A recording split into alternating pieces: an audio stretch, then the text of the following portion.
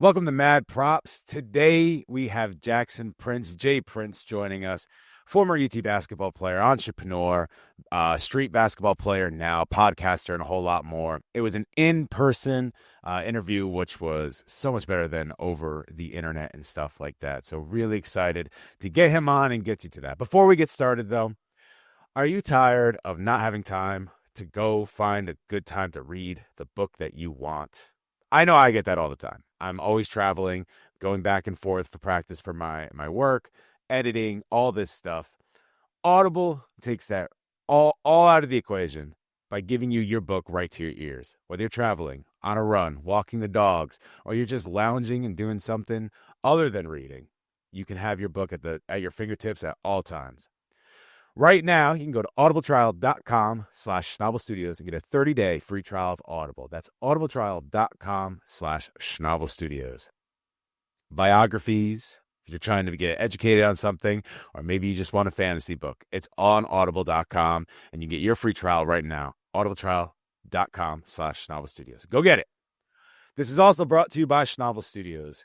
We have mic'd ups, we have podcasts, and a whole bunch more. Schnabel Studios on YouTube. You can find all this different stuff, all great videos, great stuff going on. You can find this podcast right here, Mad Props, on the Schnabel Studios YouTube page. Head to youtube.com/@Schnabel Studios or head to schnabelstudios.com and check that out today. If you need a video done, you can also get a quote through Schnabel Studios. Again, that's schnabelstudios.com. Go check that out today.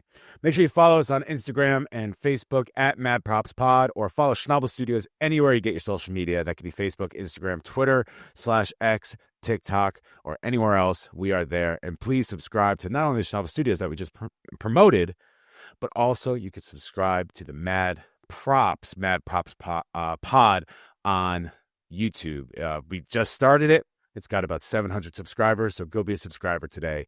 That is Mad Props Pod on YouTube. Okay, producer Hannah is back. She is joining the podcast again. You are a fan favorite. I've gotten some stuff saying, "Oh, look, it's Hannah. Hannah's there." And then you were gone for a little bit. And now everybody's enraged, but you're back. You're here and joining us again. How are you doing? I'm good. I'm in Austin right now, so it's my favorite place to be. So I'm happy. And in Austin, former UT yourself, UT hmm grad. You're back in Yeah. the. Are you visiting friends, or are you just? Yeah. Yeah. Two of my best friends from college, actually my freshman year roommate and then her friend. I'm visiting them, and we've been doing all the Austin touristy things. We saw the baths last night, which my 4 years of college I never did. So, Isn't it funny that you can live in a place for 4 years, whether you're in college or whatever, hmm and never do the touristy stuff until you go yeah. back to like visit a friend or something? It's like, oh, I want to do all this stuff I never hmm did in the X amount of years I was there. That happened all the time when I was in New Haven, when I was in Gainesville, even when I was in Boston. I didn't start doing the touristy stuff until like later on when like family would come or friends would hmm come. And they're like, oh, I want to go to James Hook and Company and get a lobster roll. And I'm like, I've hmm been here for 3 years, never done that. Although I do Yeah. recommend it. Anybody that goes to Boston, James Hook and Company, it's out by the shore. You're gonna pay good money for it, but it's worth it. Okay. We went there recently to get a small. It's like this big of a lobster roll for people listening. I'm holding a very small amount of space between my hands. It was like $45.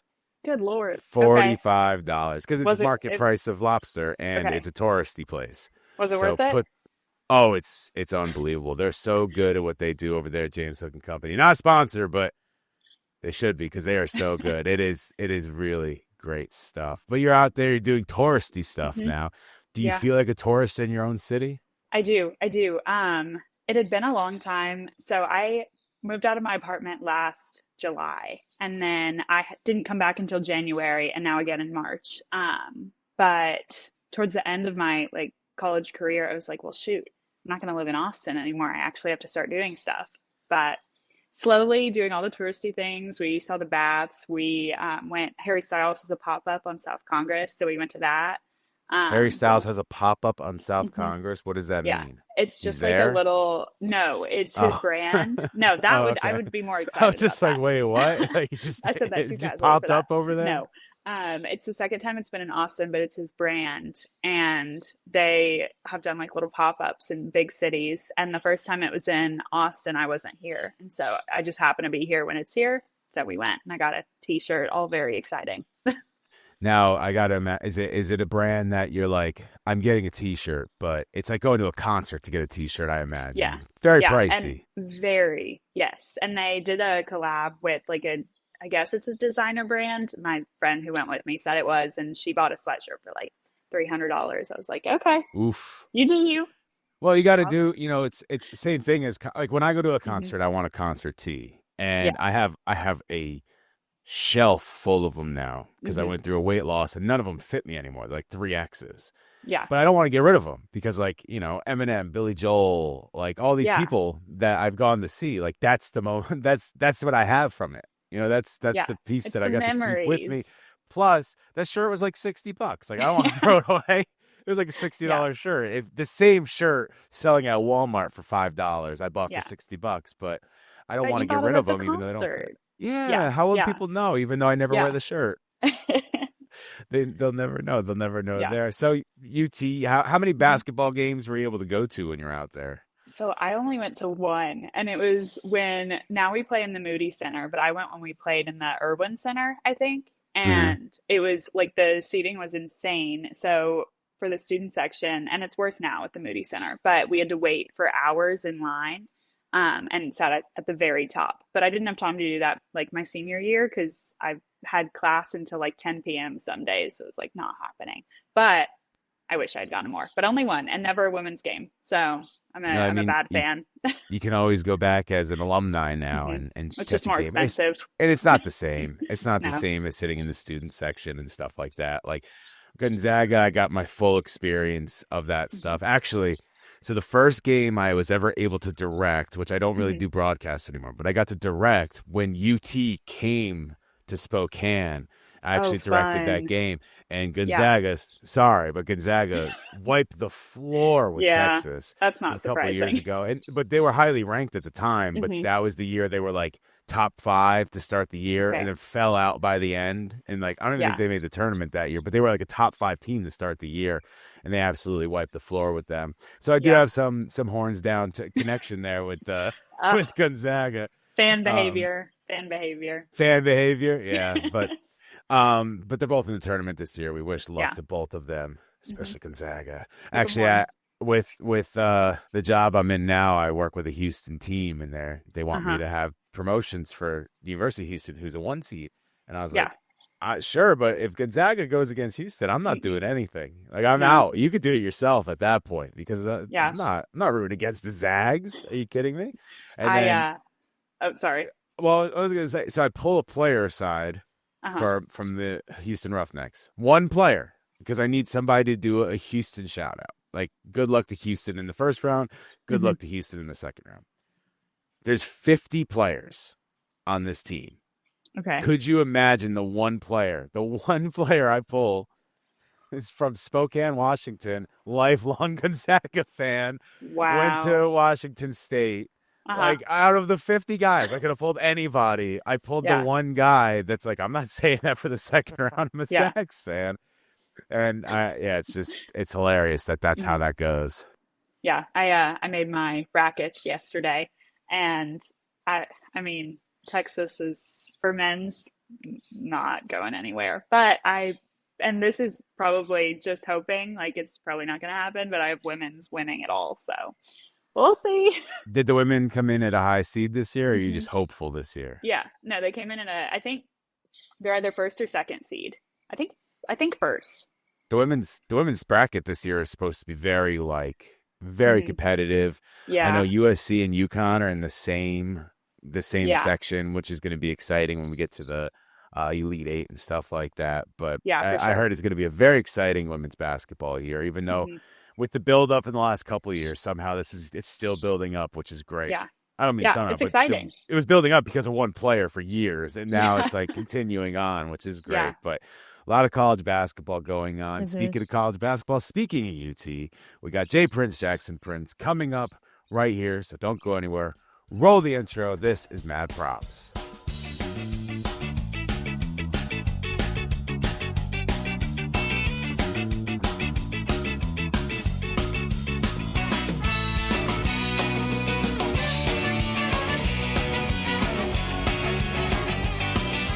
I 4 years. 4 years. 4 Okay. years. How many episodes? I've been doing radio since 2013. Really? Okay. So yeah, you're Back in 2013, I was working for my college radio station, and I was getting interviewed. I was interviewing like Hannibal Buress, H. John Benjamin. He plays like Archer, Bob's Burgers, stuff Yeah. like that. Like the highlight of it though is in 2015, we got to interview Waka Flocka, like when he was like, you know, Yeah. really big at the time. We heard him in person or interviewed him in person on his tour bus. It was him, Woo Kid, one other person, my producer Brandon Gill, and myself. We just sat there like this in his tour bus, like That's just sick. shooting the shit. It was pretty crazy. That's pretty sick. Yeah. It's pretty crazy. This is my favorite thing to do by far. Like Man, podcasting. I love it tell so people much. all the time, doing my podcast is literally my favorite thing. It's on my this earth. absolute favorite thing to do. This Like is just talking shit with folks who actually understand. Like yeah. they got their life together. They know what they want to do. Yeah. It's the best. Even the people that don't, like so when I started this podcast right here, and this is a good place to start as anything. Okay. When I started this podcast that you're on right now, it started as like, it was kind of based on a documentary series I did a long time ago. It was bringing on artists and stuff like that. We'd have one person that's unknown followed by someone that is known. So I think episode 1, we had a musician named Ivy Marie, who's this small-time Kentucky singer, followed by Kid Quill, who's like a rapper with a really big name behind him. And that's how all the first episodes went. Super unsustainable for a weekly show. Like getting 2 guests a week, every week while still in school. Super. So we changed it to just 1 guest a week with an interesting story. And it's just led to crazy. Like so I met this like locksmith in Milwaukee, and she came on once. We've also had Jim Obergefell, which if that name sounds familiar, Obergefell versus Hodges would legalize same-sex marriage. yeah, So like, that's wild. it's like such a weird, like, there's so many routes we can go, but it kind of just became like, find good stories and just put them on. And that's well, what we did. I'm in good company then, man. That's Yeah. awesome. Yeah, because that's kind of what you want to do with your podcast, right? Well, for me, it's more tailored for like sports, media, entertainment, business, Okay. because those are the things that I'm knowledgeable about. Mm-hmm. And the last thing that I want to do is talk about things I have no idea about. So I like bringing on guests who are proficient in those fields. Yeah. But honestly, I push the edge. Like I have some episodes coming out soon that are not my traditional guests, because I've had on a lot of college athletes. Mm-hmm. College athletes, coaches, different media personnel, things like that. But I've got on a chick who just came back from the Grammys. She runs her own music production company. She's got artists that she managed and all those things. I've had on Olympic silver medalists, and it's been really cool. And it's crazy who you can get on the podcast by just asking. Yeah, people all the time. Like, So- how do you get these people? I just ask. Yeah. So on Tuesday, are you familiar with Fetty? Fetty Wap? No, Fetty, like the Uber party bus van type okay, thing. yeah. I'm having the CEO on.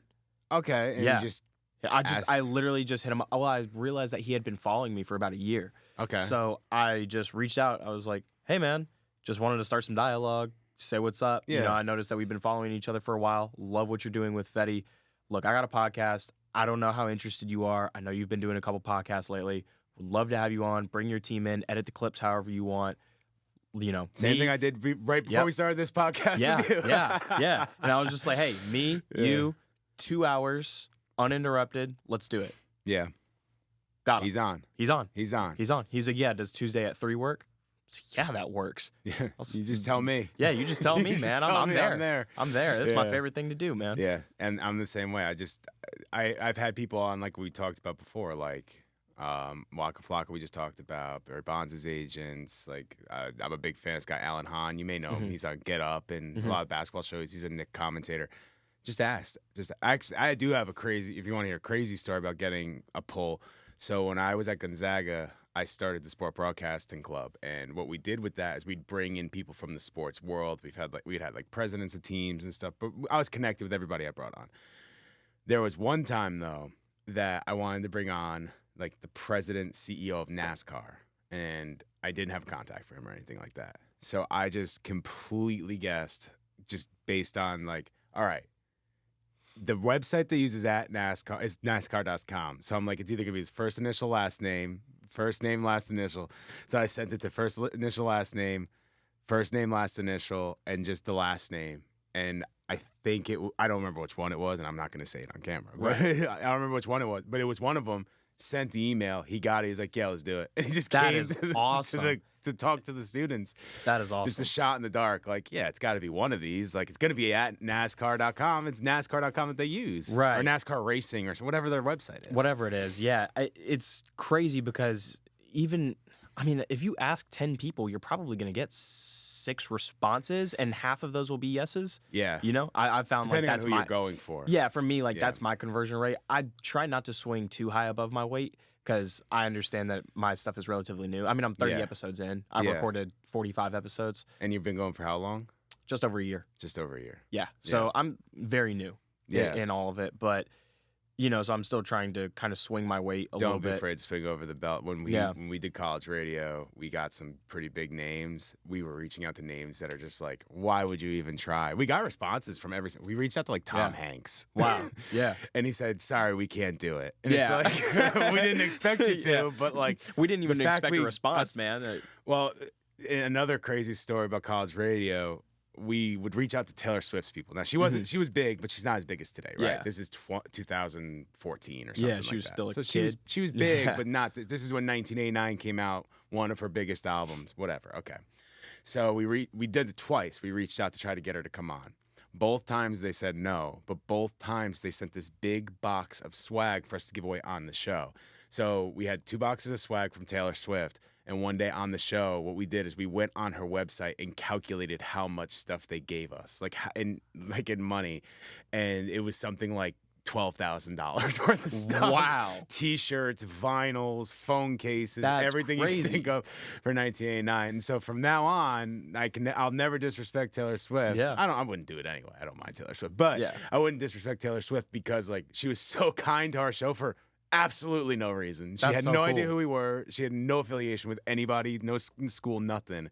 But she was super nice to just kind of give us stuff to give away. That's crazy. She actually went to the same high school as my dad. Funny Really? enough. Yeah. Well, I was born in Nashville, so we're like Nashville, Smyrna, Knoxville, that whole area. Yeah. That's my old stomping ground. So I just thought that was a funny thing to mention. But it's crazy the things that can happen for you if you just ask. If you just ask. That's all you gotta do. one of the biggest lessons I've learned with this whole podcasting thing. Yeah, is just reach out. Just reach out. And most people, like you said, especially people that are up and coming or people that are like trying to build their brand will usually do it. And especially when you start getting the subscribers and stuff like that. We've definitely seen a higher conversion rate now because we're like 14,000 subscribers and we were at 50. It was a little tougher. But you start to see more people coming on and all that stuff. So yeah, well awesome. then when did you start to see, or have you reaching out versus people reaching out to you? Because I reached out to you. Yeah, like, hey, you reached out to me. We've had people reach out to us. Actually, we've had people reach out to us before we were really anything, like subscriber-wise.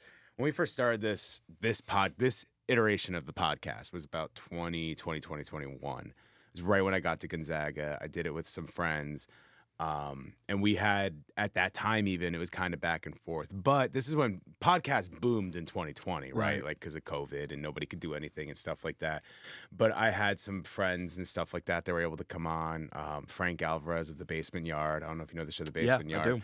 Frank Alvarez is a friend of mine. I went to college with him. So he came on. And I had people like that I've already known through my years and years and years of doing stuff that were able to come on and kind of help boost it from the beginning. And again, Frank wasn't now. Frank's huge now. The Basement Yard is huge now. Huge. At the time, it was big, but it wasn't what it is. They're not now. They're on like. It's crazy to see like they're going on global tours and stuff like that. Yeah, which is nuts. That's nuts. Headlining. I remember he posted something like they were headlining like the Toronto Comedy Festival. It was like them and Jerry Seinfeld, and I was like, that is wild. Well, it's crazy how I've noticed this recently. A lot of podcasters are headlining shows, and then they're doing their own shows where they're like on stage, just doing their thing. Like Chris Williamson is a guy that I listen to a lot, Modern Wisdom, and he started doing the live shows. Yeah, and it's crazy to think that you've got all these people, and sure, right now they'll be driving or they'll be cooking dinner or whatever the case is. Yeah. And then they'll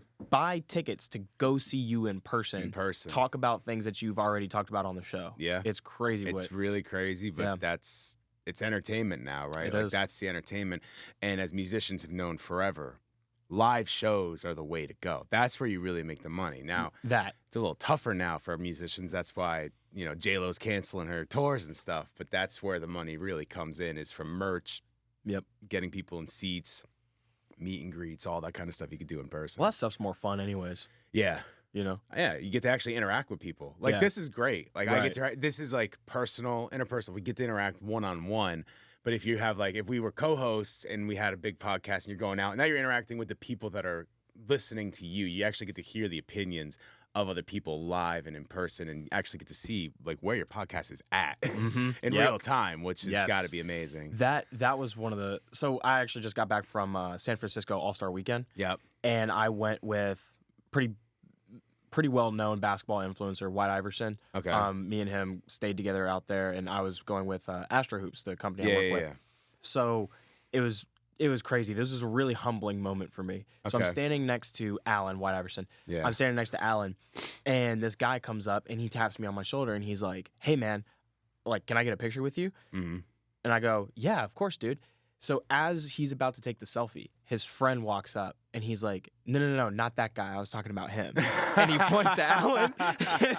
So I just go, and the guy is holding his phone up about to take the picture. Yeah. And I look at him.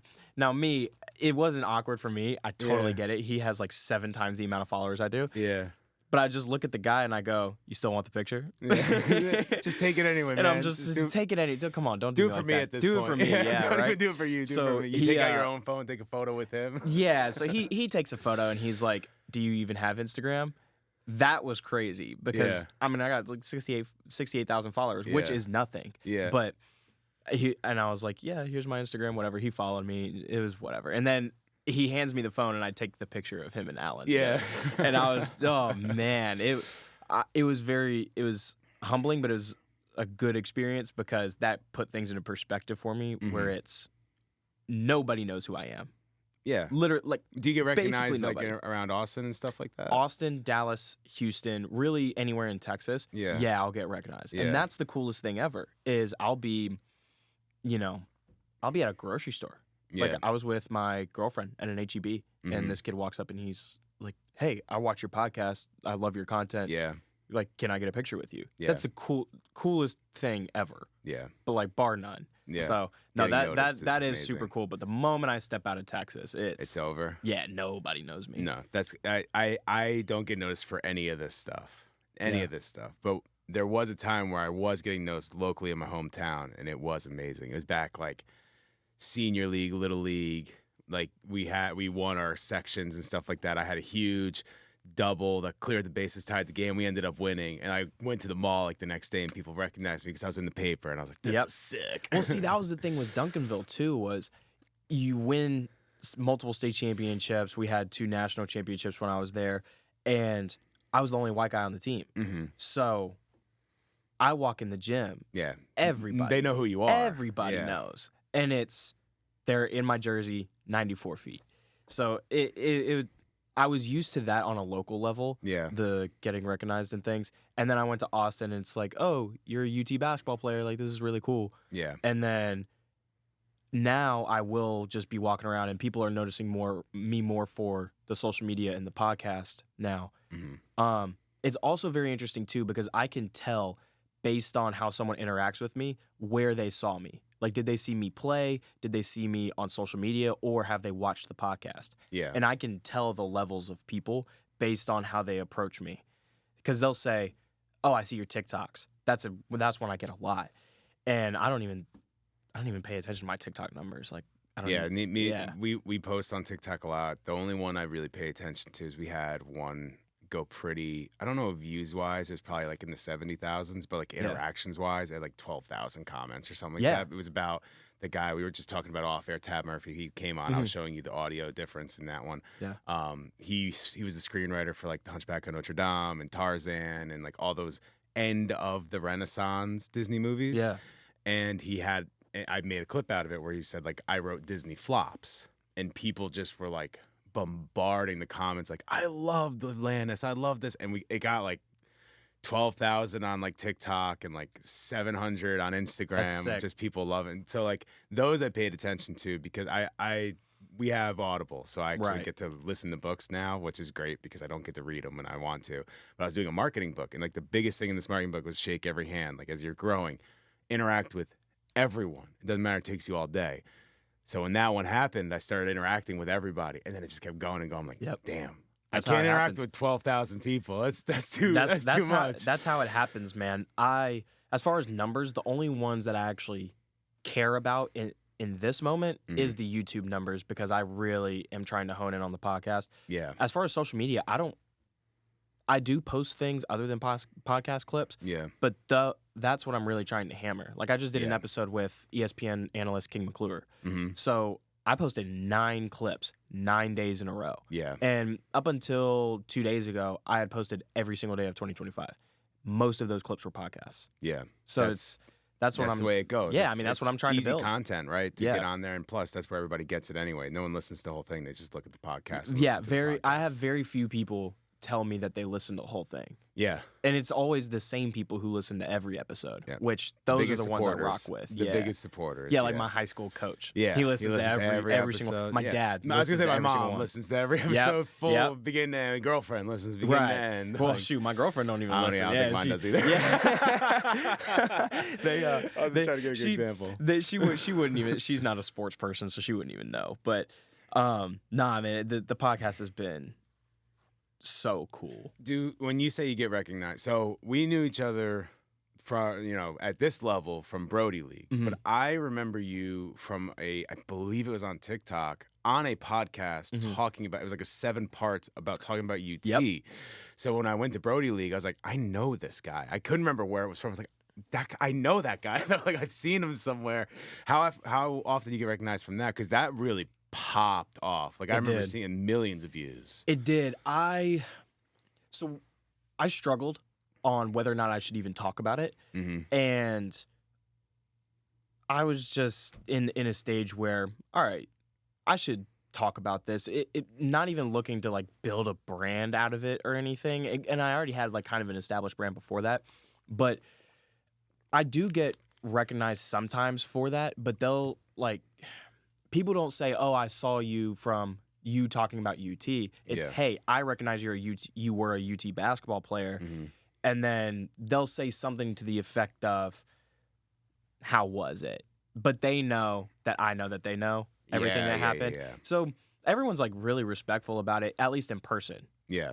In the comments, though, I'm sure you. oh, it was awful. awful. Yeah, I'm sure. I was reading horrible things about the reason I myself. wanted to reply to the Tab Murphy stuff is all positive. Mhm. Like, Yep. The negative ones. Well, the negative ones are the ones that I respond to yeah, because that you wanna drives hold your engagement. ground. You wanna- yeah, yeah. well, for me, Oh, you it's- want to get I wanna get the the arguments engagement going. Yeah, I want to. yeah, I want to yeah. piss people off. That's look for me.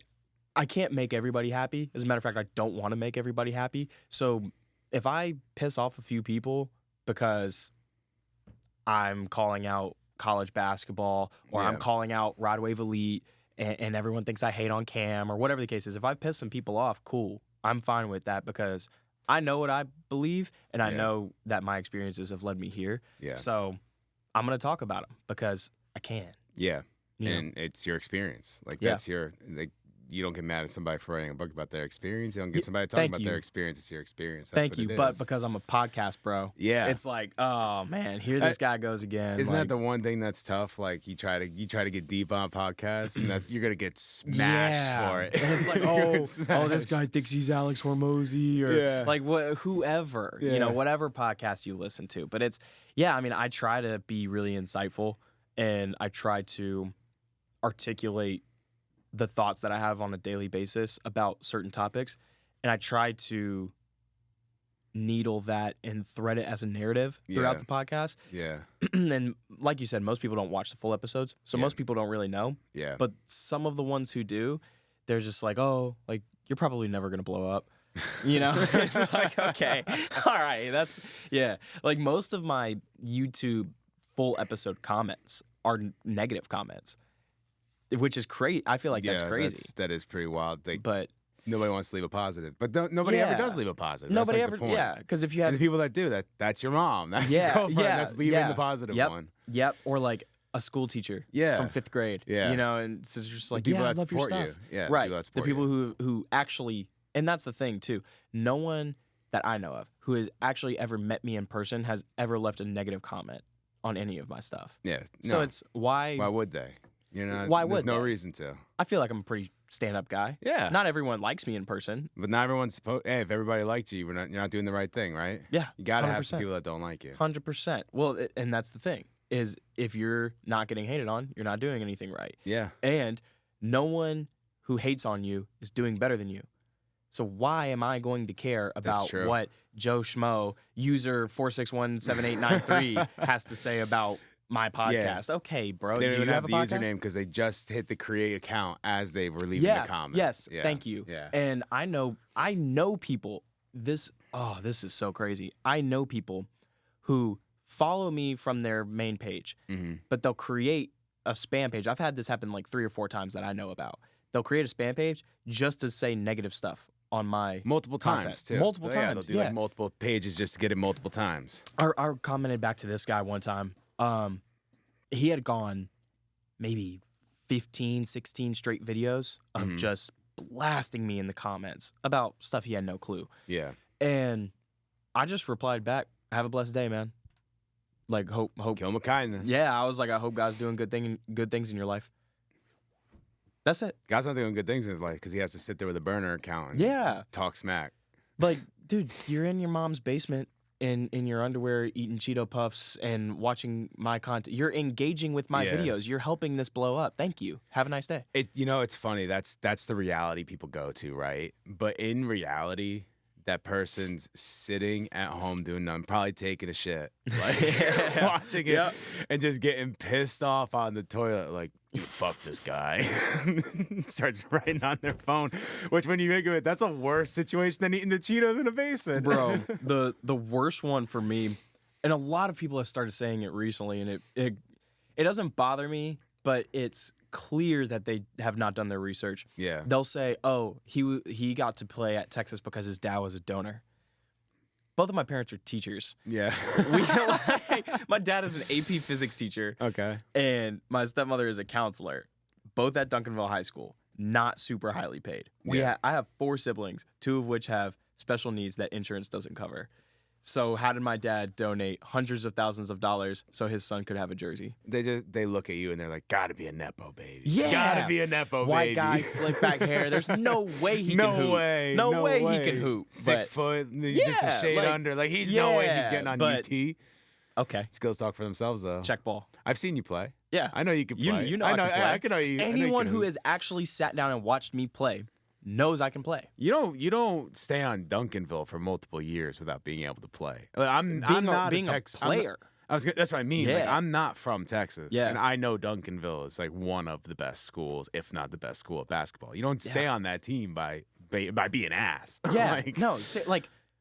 Well, you think I'm like? Well, you think I've paid every coach I've ever played? Like what? I know you paid your 8th grade JUCO. junior team. Yeah, my 7th grade AAU coach. Yeah, like I paid AAU him off so I could start. Like, no, bro. I spent years averaging, 45% three-point percentage. Like years, literal years. I have probably shot, I don't know, 2 million shots total. Your entire life. Yeah, in my entire life. That's why you get to where you're from at. From 30 to 40 hours a week from ages 7 to 21. It's like, no, I am a top 1% basketball player in the world. But nobody sees that work. But nobody sees the it. work. And They then just see because I'm you on the court. not stupid athletic or because I'm not tall, it's just I'm an immediate afterthought. I like it though. Because I walk in the gym Underdog. and you see, I start talking shit. Big time. I'll hit a shot, and I mean, if I hit my first shot, it's over. It's once It's you got in your groove, it was Click, I mean, you would see him, Brody. It'd be like, oh, I hit 2 shots in a row, 30. Yeah. He's just gonna keep going. Yeah, because I'm That's going to shoot game. over you. You and Chris just back and forth, Man. making points. Chris is it's crazy that he really didn't play a whole lot of college ball. When he came on, I thought that was wild. Like I could have sworn he played 4 years college coming on. You would think. Yeah, He's nasty. He's this new wave of basketball creators is so good, and he's a part of that. And you know that our whole circle, right? Chris, Dre, Sid, you know, Kyler. He's playing out of D3 right now. Baldhead Bandit. All of these guys from Dallas, just these content creators, are just so good. Yeah, they really actually good basketball players. And like I said, I just got back from San Francisco. We were doing all types of influencer events, and I played with Hezi God and the former director of Ball Is Life. Like, I played with these guys, and most of them aren't that good. They did well. That's the thing about being the influencer, and that can go for anything, right? You get a good clip or two. Yeah, you're it. You're it. Yeah. Everyone is like, oh, I want to be like this guy. You make a guy fall. You talk a lot of shit. Yeah, you're it. Yeah, I go back and forth on it because naturally I try to be really professional. Yeah. So to be a basketball influencer doesn't fit my personality and my archetype. You're I more just the happen influencer that does basketball, like kind of the other way around. You got the podcast, you got the stuff you're doing, and basketball's kind of. I'm an entrepreneur, man. Yeah. Like I run 2 of my own businesses. Like I'm an entrepreneur. So that happens to hoop. You know. Yeah. And be good at it. That's good enough where people want to see you been on social media. Yeah, I mean, I guess, you know, sometimes the clips do well, sometimes they don't. And, you know, if I'm really hooping, then yeah, I mean, I'll get some views. Do you get invited out to a lot of those events? Like Chris was saying, he gets invited to like these different events where they have all these guys coming out. Are you getting that kind of circle as well, where they sometimes invite influencers out? Sometimes it's, again, even by those guys, they look at me as an afterthought because, 6-foot white kid, slick back hair. Mm. So, I mean, I start with 2 strikes against me before I even have a chance. So I'll get invited to street ball things, one-on-one events, next chapter stuff. Like a lot of these guys know who I am and they'll reach out and things. But right now I'm so focused on my businesses. I don't have time for it. Yeah. And that's not my main focus. Once I automate my back end processes and everything, then I'll go hoop more. Yeah. And because that's what I love doing, that and podcasting. So how'd you get the name of your podcast? Like, where did that come from and how did you create that?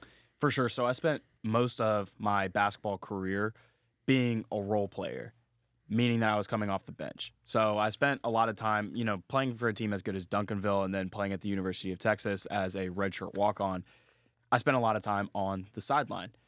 But from the sideline, not only do you get a view of the game, I always joked and said that I had the best seats in the house, but you get the view of the game with the interaction of the crowd. So it's like this fully immersive experience, which is how I created the name The Sideline Show, which is now the name of my podcast. So with your podcast, how often does it come out? How'd you even start going through the podcasting stuff? Ooh, man, that's a really good question. So when I was getting recruited to Texas, I was getting recruited by Chris Beard. And during my recruitment visit, he goes, you got to start doing content. You got to start a podcast. You have to start moving and shaking and getting people to recognize you, because one of my goals for you is that after your first year, everybody at the University of Texas will know and love Jackson Prince, which is a huge reason why I committed there. Yeah. Because he was really bought in to me off the court. So he kind of told me that. And then a woman that I mentioned earlier, Brittany Graham, she was working with us over at Duncanville doing all kinds of media stuff. She would sit us down for hour-long interviews, and we couldn't leave until we answered every question in an articulate manner. Mm-hmm. So, up until that point, I had a lot of camera experience. So she started training me because I told her, hey, Beard said this. I should probably start trying to get good at it. We put in the extra time and everything.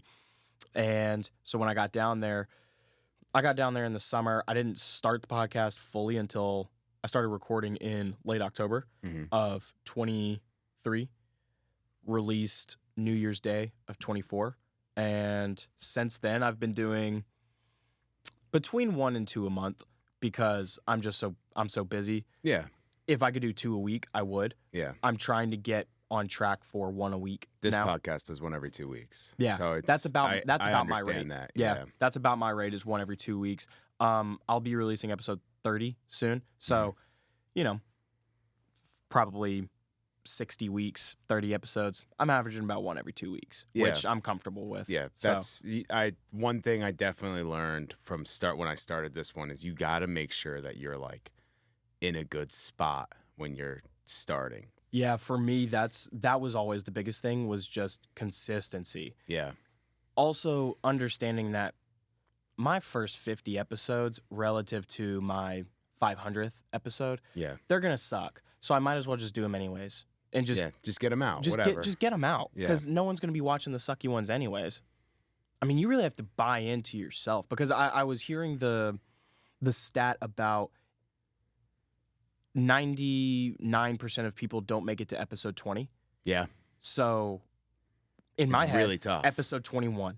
I get to episode 21. I've surpassed most of the BS. Yeah. Now I can just focus on episode 800. It's so funny you say that, because when we started, it's called Sketching Up. When we started Sketching Up, it was like 20 episodes. That's where we need to get. And then we know that we're consistently moving enough to where we keep going. So we get to episode 20, and episode 21 is literally called "What Do We Do Now?" Yeah. What do we do now? We made it. That's to a great episode 21. Title. That is a great title. title. So now what? Because the reason we had so much momentum is it's like an animation and video games and stuff like that podcast. We did this huge cartoon bracket, and it was like Nickelodeon, Cartoon Network, Disney, and then like everyone else, and it just popped off. Like we got, I think in total, like 200,000 people voted on this thing, and it just got so much momentum, and then it ended. So it's like, all right, we got to episode 21, bracket's over. What do we now do? Yeah, and that's the whole podcast. Is like, what do we do next? Like, point us in a direction, please. It's cool too, because everyone thinks that you have to be in a professional studio like this one. No, to start doing it. You really don't. So this was the arrangement that I made. My early episodes, I had the 2 microphones, and that was it. The stands to hold the microphones. My first couple episodes, I partnered with the CEO of the company that I'm working with now, and we had an agreement where he would produce my podcast as long as I helped him get clients for his business, which I'm now a part of. Yeah. And we moved fast. I had 9 episodes in 2 weeks that he kind of produced, was there for all of that stuff. I do all of my own editing still. Yeah. So, we did that whole thing. And during those 2 weeks, I was with him every couple days, like helping him get clients and things. Did too good of a job. He got a lot of clients really fast. He was a one-man show. Yeah. So then he was just, hey, man, I don't know if I can keep producing your podcast and not get paid. And I was like, well, I still don't have money. So best of luck, man. Of luck. Like, Catch you on the next one. Yeah, I mean, we still talked and everything. I mean, shoot, he's my boss now, so yeah. Now he's paying you. Yeah, now he's paying me. So it's it was cool. Like, you just have to be resourceful, and you just have to. I mean, for me, it was just an Instagram story. Hey, I'm starting a podcast. Who can help me? Who can be there to help put it together? Do this, do that. Yeah. I'm not a tech guy. I don't know soundboards and mixers, and I don't know any of that stuff. Yeah. I know people. I know how to network and build relationships and tell cool stories. Yep.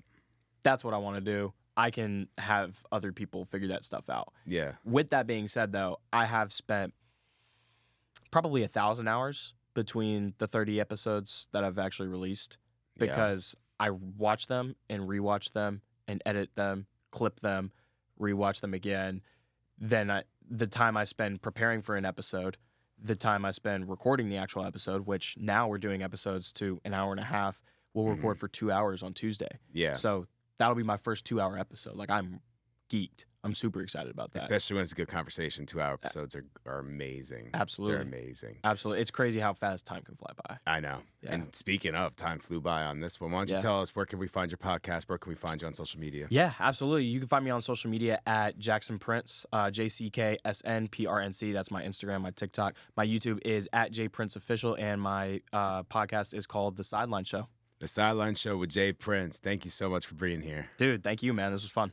Thanks to Jay Prince for joining us. Thank you, Hannah, for producing. Thank you all for being here. Again, remember, you can get your 30-day free trial of Audible at audibletrial.com/Schnabel Studios. That's SCHNABEL Studios.